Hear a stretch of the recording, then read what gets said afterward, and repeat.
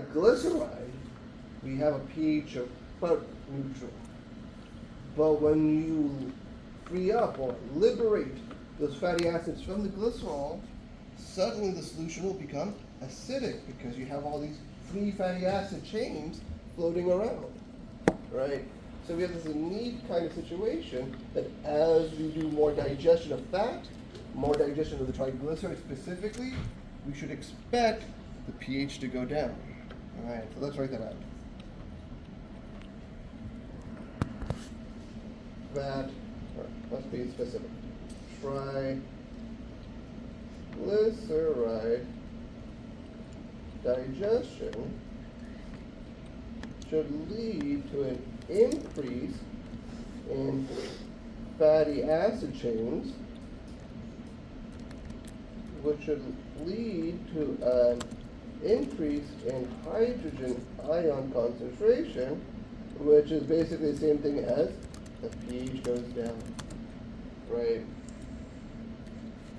So as we digest our triglycerides, we should expect the solution to get more acidic. That's the logic here. It's important that everyone follows this law. Can you say that one more time? Yeah, so as triglyceride digestion occurs, we are freeing up the fatty acids. In the name, they're acids, right? Mm-hmm. So as we liberate more fatty acids from the triglyceride kind of formation, we naturally will increase a hydrogen ion concentration because fatty acids are acids. They throw off hydrogen ions. So we increase the hydrogen ion concentration. So by definition, that makes our solution more acidic, aka the pH goes down.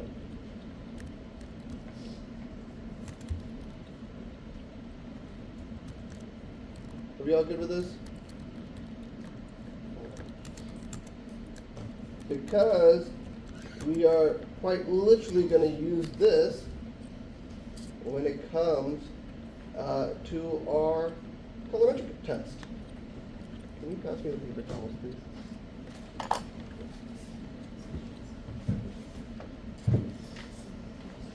This litmus indicator is in solution that is about pH 7. It will turn purple. I know this looks a little blue, but just follow me. But when it becomes more acidic, it will turn red. So yeah, here, red. And then the opposite true is if it's a little alkaline, a little basic here, it turns blue.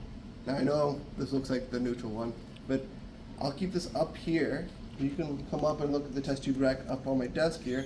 You'll see the different colors here. So hopefully you see color differences. On the dot cam it kind of sucks, but hopefully you see it in person that there is a big color difference. So that's what we're going to use. We're going to use the litmus indicator to tell us how the pH is changing, and based off that, that's how we're going to kind of determine how much fat or how much triglyceride digestion is occurring, right? So remember, we're expecting it to become more acidic here, right? So we should expect the situation, our test tubes, if fat digestion is working properly, we should expect this transition from purple. I'm going to mess with you guys.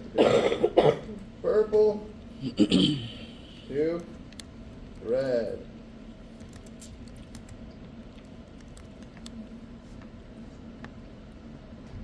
Right? Purple is neutral. So purple is a pH of 7. And then red is, I don't know what pH is, but it's less than 7, so it's acidic, right? Less than 7. Right? And so we are going to see this digestion over real time.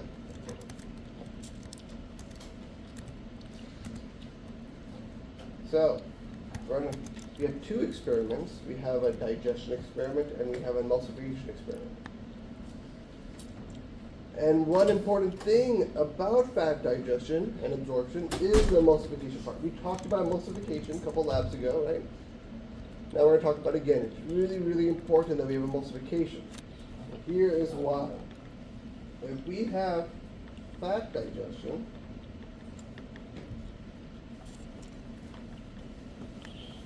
lipid digestion,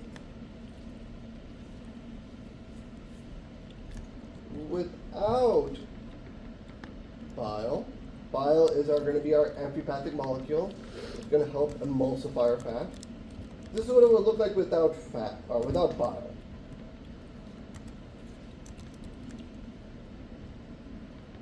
Here you have, let's say it's an intestine, right? Here you have all your lipids, your triglycerides, whatnot. And then on the other side here, you have your water.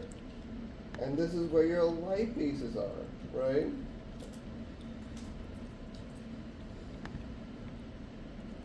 Those are lipases.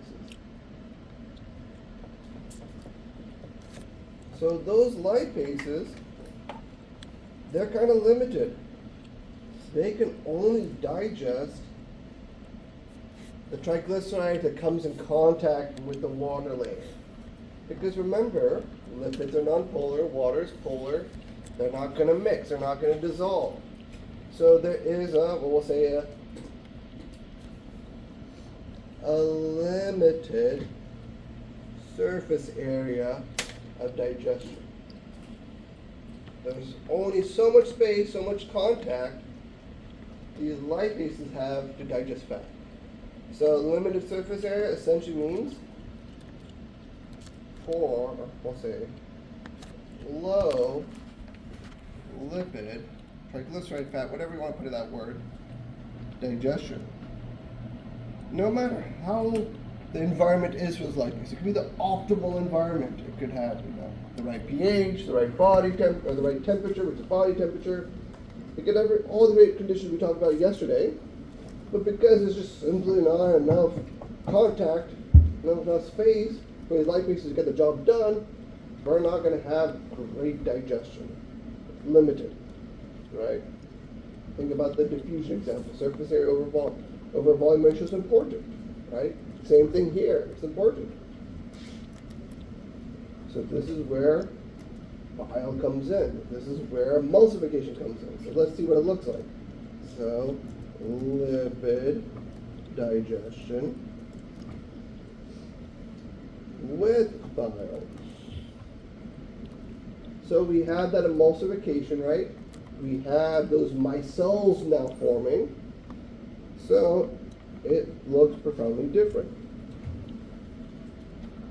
So we have our water here. And we're going to say our bile here is going to be purple. So the bile here is now going to make a bunch of micelles. I'm just drawing 6 here.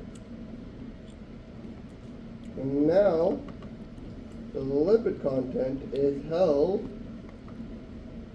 within all these micelles.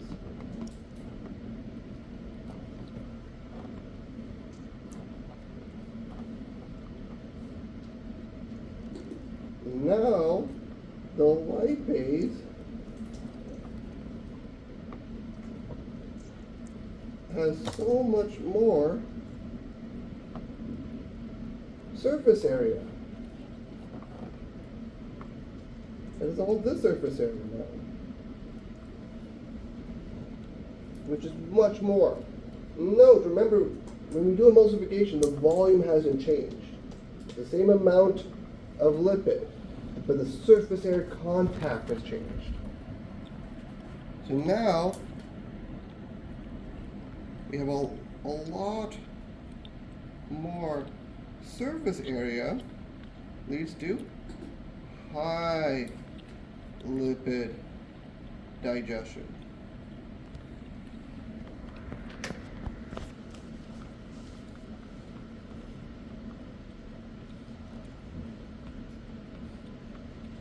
So when you're digesting fats, your liver / gallbladder is secreting bile into your small intestines, your duodenum specifically, create emulsification from happening, or makes my cells by doing emulsification, and then we have much better fat digestion because of that.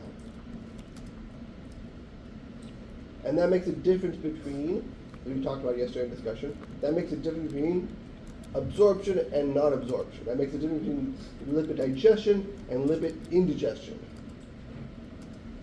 Right? This is the big difference here. Right? We couldn't do it with just lipases alone.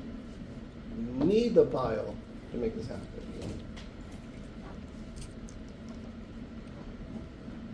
So we have two experiments. So that's like the theory part of it. We're talking about two experiments here. Any questions about the theory? All right. So you have an emulsification experiment and you have a lipid digestion experiment. I suggest, and both of these are done within your group here, I suggest